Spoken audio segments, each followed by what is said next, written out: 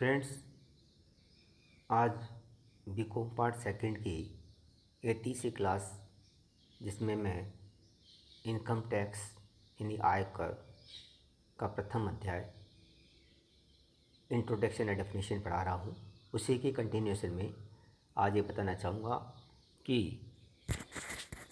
व्यक्ति income tax act के तहत यानी आयकर अधिनियम के तहत व्यक्ति क्या है। इनकम टैक्स यानी आयकर अधिनियम के तहत व्यक्ति कोई केवल ह्यूमन बीइंग ही नहीं है। इसमें व्यक्ति की परिभाषा धारा 2 उपधारा 31 में दी गई है, जिसमें ये बताया गया है कि कुल मिलाकर आयकर अधिनियम के अंतर्गत 7 तरह के व्यक्ति होते हैं। एक होता है फर्स्ट, एक व्यष्टि एन इंडिविजुअल, यानी एक ह्यूमन बीइंग मानव जो अपनी आय अर्न करता है, उसको इसकी कैटेगरी में लिया गया है। एक व्यष्टि, इसको कहेंगे इंडिविजुअल एन इंडिविजुअल। इसमें यह भी बताया गया है कि यदि कोई व्यक्ति अनसाउंड माइंड है, माइनर है, स्त्री या पुरुष, सभी को इसमें शामिल किया गया है। दूसरा है एक हिंदू अविभाजित परिवार, HUF, हिंदू अनडिवाइडेड फैमिली। तीसरा है कंपनी, यानी कंपनी के रूप में यदि कोई व्यवसायी है तो उसको भी हम इनकम टैक्स के अंतर्गत पर्सन यानी व्यक्ति कहेंगे।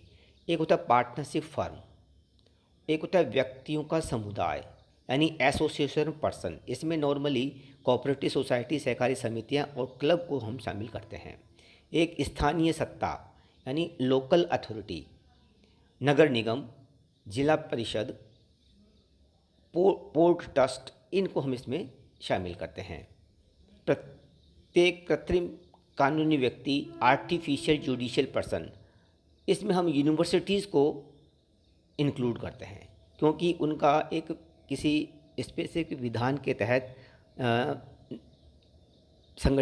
विधान के तहत उनका निर्माण किया जाता है, इसलिए हम उसको कृत्रिम कानूनी व्यक्ति के रूप में लेते हैं।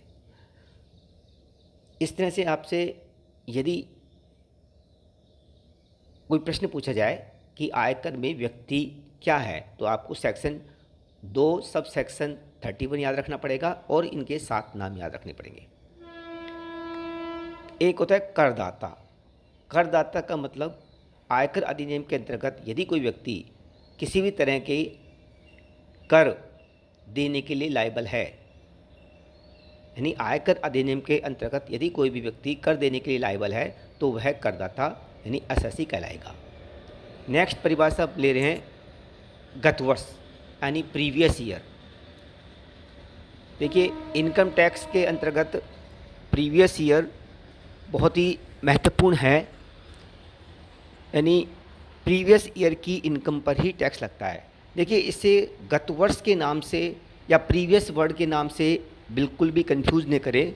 ये एक्चुअली होता है कि जिस वित्तीय वर्ष में कोई व्यक्ति आय अर्न करता है, उस वित्तीय वर्ष को ही हम गत वर्ष कहते हैं। फॉर एग्जाम्पल के रूप में यदि कोई व्यक्ति देखिए, आपको पता है कि एक वित्तीय वर्ष 1 अप्रैल से और 31 मार्च तक रहता है, तो जिस 1 अप्रैल से 31 मार्च के बीच में जिस भी ईयर में वह अर्न करेगा तो उसको हम गत वर्ष कहेंगे।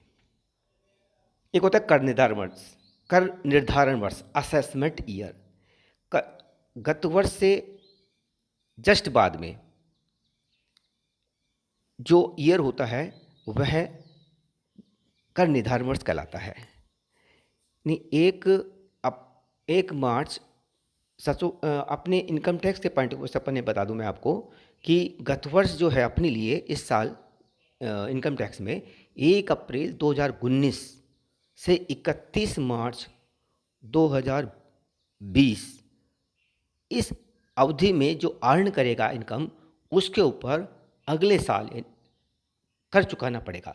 तो 1 अप्रैल 2019 से 31 मार्च 2020 तक की अवधि तो गत वर्ष कहलाएगी, और उसके ऊपर जो कर निर्धारण होगा उसको हम कर निर्धारण वर्ष कहेंगे, वो है 2021। तो हमेशा ये ध्यान रखें कि गत वर्ष से मतलब कंफ्यूज नहीं करें कि गत वर्ष कोई प्रीवियस ईयर है। प्रीवियस ईयर का मतलब यहाँ जिस वर्ष में वह आय अर्न करता है उसको हम गत वर्ष कहेंगे, और उसके ऊपर का निर्धारण अगले वर्ष होता है। इसलिए अपने इस साल भी हम गत वर्ष 19-20 लेंगे और 20-21 असेसमेंट ईयर लेंगे। यदि कोई व्यापारी